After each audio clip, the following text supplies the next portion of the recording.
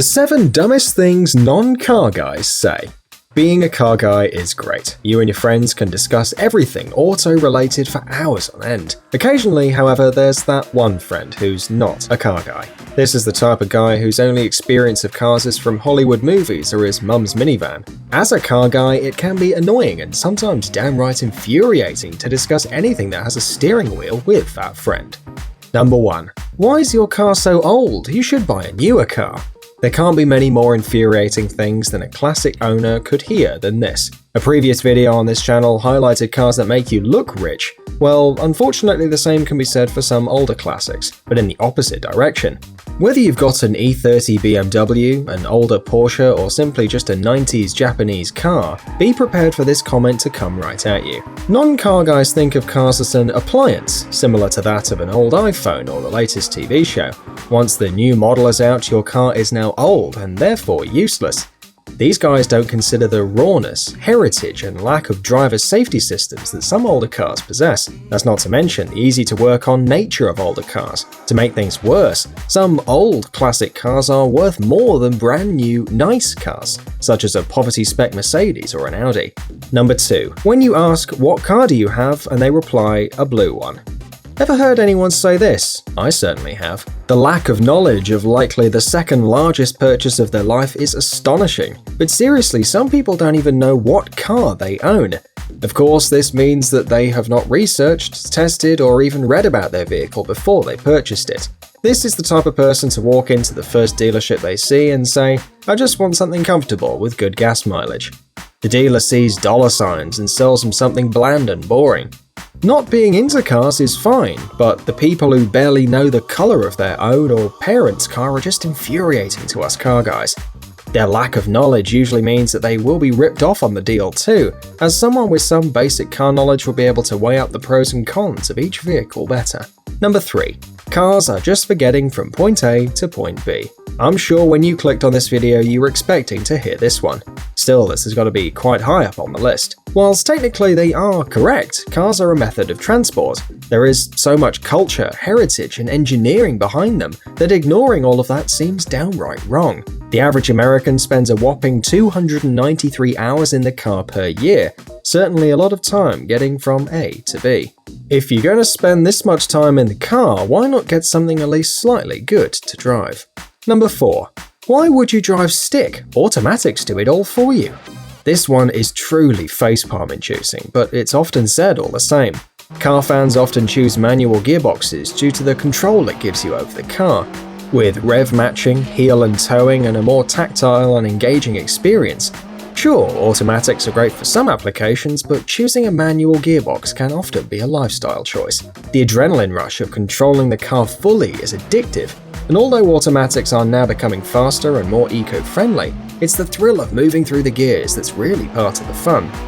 Being able to drive stick also unlocks a lot of cars that come only in manual, such as the Ford Focus RS, Cayman GT4, and even more basic cars like the 90s Gen Suzuki Swift. Number 5. You should get an SUV. My insert car here can drive in snow easy. This has got to be one of the largest myths relating to cars, yet still people make purchases based solely upon it. This is the type of person who will drive their SUV on summer tires all year round, just because they have four-wheel drive. The primary things you need for safe snow driving are winter tires and driver ability. Sure, a four-wheel drive or all-wheel drive vehicle might get going a little better due to increased traction, but there is some evidence to suggest SUVs are actually more unsafe in snow because of this. The stopping ability of a big heavy SUV will be exactly the same as a two-wheel drive car with the same tires. The only difference being that the two-wheel drive car just wouldn't be able to get going at any great speed. The main cause of unsafe snow driving isn't actually an issue of acceleration, rather than an issue of stopping within a safe distance. Any two-wheel drive car with proper winter tires will be just fine on snow. If you really want to drive through a blizzard, get an SUV by all means, but make sure you fit it with the proper shoes that it needs. Number 6. You should get an SUV. Everyone knows big cars are way safer. Okay, generally new SUVs tend to be safer than new compact cars, but perhaps not because of the reason non-car guys think. SUVs are usually more expensive and packed with more safety systems than smaller compact cars. A non-car guy would argue that any big car is safer than any small car in an accident. When you look at the figures, however, an old SUV such as the Chevy Blazer is actually one of the deadliest cars in existence, with 308 deaths per million vehicles registered. Of the same time period, a mid-sized compact car such as the Toyota Camry Solara is statistically one of the safest cars, with only 26 deaths per million. If you want a safe car, get the newest vehicle with the most safety equipment, not necessarily the largest. Number 7. Yeah, my car has a turbo too. I'm not sure what's worse, a non-car fan knowing nothing about their car or one that thinks they know everything. Believe it or not, I've seen some non-car guys open up the hood of their car, pointing to the alternator and claiming it's a turbo. I'm not the only one either. This guy was so clueless on the subject that he got a tattoo of what he thought at the time was a turbocharger. Occasionally you might find a slightly more clued up person claim it's a supercharger because it's belt driven, bro. Number 8. It's just a car. As a car person, cars are your passion. Whether it's driving, playing racing games, or simply consuming auto-related content, cars are something we can talk about for hours on end. When a non-car guy comes along and says this about the hobby, it can often provoke rage among some enthusiasts.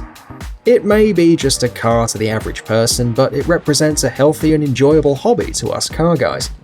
Funnily enough, usually people who say this have a car so dull it pretty much is just a car. If someone says this to you, I would highly suggest you never bring up the topic of anything auto-related with them again. Number 9. Ooh, look, a Lambo! Lamborghini have been so successful in reaching the mass market that their appeal stretches well beyond just car fans. Annoyingly, this leads to a lot of noobs pointing at a passing Porsche, non-red Ferrari or McLaren and exclaiming, "Oh, look, a Lambo!" This is the same person who you ask, "What's your favorite car?" and they reply, "Lambo." Push further and you're unlikely to get any specific model details or engine information, except for something like, "I want a green one." Even if these guys had the money for one, usually they would be better suited to an alternate car, such as the Audi R8 or Porsche 911. Still, there's no way to respond to this in a dignified manner, I'm afraid, except for backing away slowly. So there you have it, 9 infuriating things non-car guys say. What cringeworthy things have you heard? What annoys you the most? Comment down below. I will reply to every comment in the first 12 hours. Cheers!